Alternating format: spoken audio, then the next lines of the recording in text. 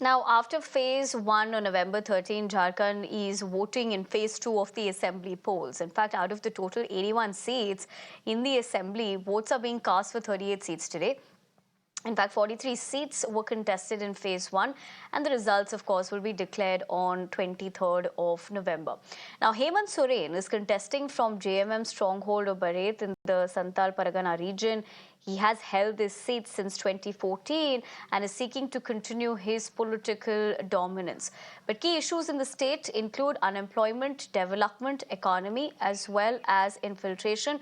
Who better than my colleague Terushi Purandare, who has covered the phase one and is again joining us for phase two from Deogarh, in fact, which is again a high-profile seat as far as these assembly polls are concerned. Terushi, good morning once again. As far as with the fact that, how we're looking at phase one and phase two, we're given to understand, statistically speaking, a lot that is looking different at the moment. But since you've had the opportunity reporting since from the ground since morning, what is that voter turnout seeming like for now?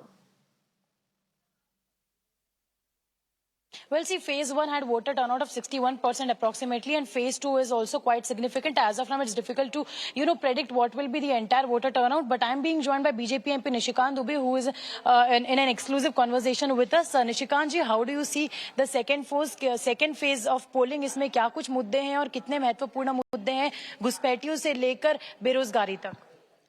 Santhal पड़ना सबसे बड़ा centre है। जितने मुद्दे Bharatiya Janata party हमने उठाए हैं, NDA ने उठाए हैं, उसमें सबसे बड़ा मुद्दा है बांग्लादेशी घुसपैठिए का। आदिवासियों का पॉपुलेशन 1951 में 45% था। 2011 की जनगणना के आधार पर वो केवल 28% है। मुसलमानों का पॉपुलेशन 1951 में जनगणना के आधार पर 9% था। 2011 की जनगणना में वो 24%। पूरे देश भर में मुसलमान 4% बढ़े हैं, यहां 15% बढ़े हैं। ये जो 11% हैं, ये कौन लोग हैं? ये बांग्लादेशी घुसपैठिए हैं। अभी रेड हुई ईडी की, आपने देखा कि किस तरह से फेक पासपोर्ट बनाए जा रहे हैं, आधार कार्ड बनाए जा रहे हैं। अरेस्ट हुए हैं लोग। आज भी पाकुड़ के जो आलमगीर आलम हैं, जो जेल में हैं, जिनके नौकर के यहाँ 40 करोड़ रुपया पकड़ाया है, उनके सारे रिश्तेदार बांग्लादेश में रहते हैं। आप यदि बढ़रवा चले जाएंगे तो वहाँ अकील अख्तर जो है, जो एमएलए का चुनाव लड़ रहा है, यदि उसका मदरसा देखेंगे तो आपको लगेगा कि किस तरह से बांग्लादेशी घुसपैठिए आ रहे हैं। तो सवाल ये है कि ये जो मुद्दा है, ये मुद्दा मेरे लिए या भारतीय जनता पार्टी के लिए कोई पॉलिटिकल मुद्दा नहीं है।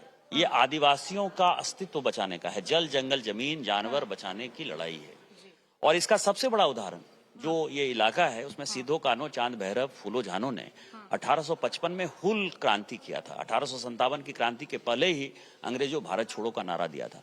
उस भोगनाडीह गांव में, जहां की 19वीं शताब्दी तक एक भी मुसलमान नहीं था, आज केवल और केवल मुसलमान है। यही कारण है कि कल जब पत्रकार गए थे तो उनको खदेड़ा गया कि आप लोग जो है सेकुलरिज्म के नाम पर हम लोगों के साथ अन्याय कर रहे हो, आदिवासियों के। तो एक आदिवासी मुद्दा है। दूसरा मुद्दा यह है कि हेमंत सोरेन जेल क्यों गए? पूरा का पूरा गिट्टी, मिट्टी, बालू सब बेच दिया। जमीन पर उन्होंने अवैध कब्जा कर लिया। लेकिन वो आरोप लगा रहे हैं कि बीजेपी ने एजेंसियों का इस्तेमाल करके उन्हें जेल भेजा, और साथ ही साथ यदि आप जो घुसपैठियों की बात कर रहे हैं, वो कह रहे हैं कि ये स्टेट का नहीं, ये सेंटर की रिस्पॉन्सिबिलिटी है कि वो कैसे इस घुसपैठियों को अंदर आने से रोके। ये 4 से 14 तक जब मनमोहन सिंह जी की सरकार थी, उस वक्त उन्होंने लाया है। आधार कार्ड कौन बना रहा है? आधार कार्ड कौन बना रहा है? पैन कार्ड, जब एक बार आप आधार कार्ड बना देते हो और जब राशन कार्ड में उसका नाम डाल देते हो, तो सारे कार्ड, पासपोर्ट से लेके सारे कार्ड तो उनके बन ही जाते हैं। ये कौन कर रहा है? और यदि हम मान लीजिए कि केंद्र सरकार की गलती है, तो आपने इस मुद्दे को कभी उठाया कि बांग्लादेशी घुसपैठिया? ये मुद्दा तो हम ही उठा रहे हैं। 2009 से लेके 2024 तक जब आप बात कर रहे हैं, मैं 100 बार पार्लियामेंट में बोल चुका हूं। आपने कभी इसके ऊपर किया कि नहीं बांग्लादेशी घुसपैठिए हैं, नहीं है? आपको एनआरसी लागू करने में क्या परेशानी? आप देखिए, सबसे बड़ी समस्या हम करें कि एनआरसी लागू करेंगे पहले कैबिनेट में, हिंदू तो रिएक्ट नहीं कर रहे हैं। ये देश हिंदू, मुसलमान, सिख, ईसाई सबका है। एनआरसी यदि लागू होगा, यदि हिंदू ही कहीं दूसरे देश से आए होंगे, बांग्लादेश से हिंदू भी तो आ सकते हैं ना, तो हमको तो कोई परेशानी नहीं हो रही है। ये मुसलमानों को ही क्यों परेशानी है? हेमंत सोरेन को ही क्यों परेशानी है? आपको तो सीधा बढ़कर कहना चाहिए यदि पूरे ट्रांसपेरेंट हैं और कोई घुसपैठिया नहीं है और 32 का खतियान आपने लागू करने की बात कही है मल्लिकार्जुन खड़गे ने, तो आप ये समझें कि आपको इमीडिएटली करना चाहिए कि हमें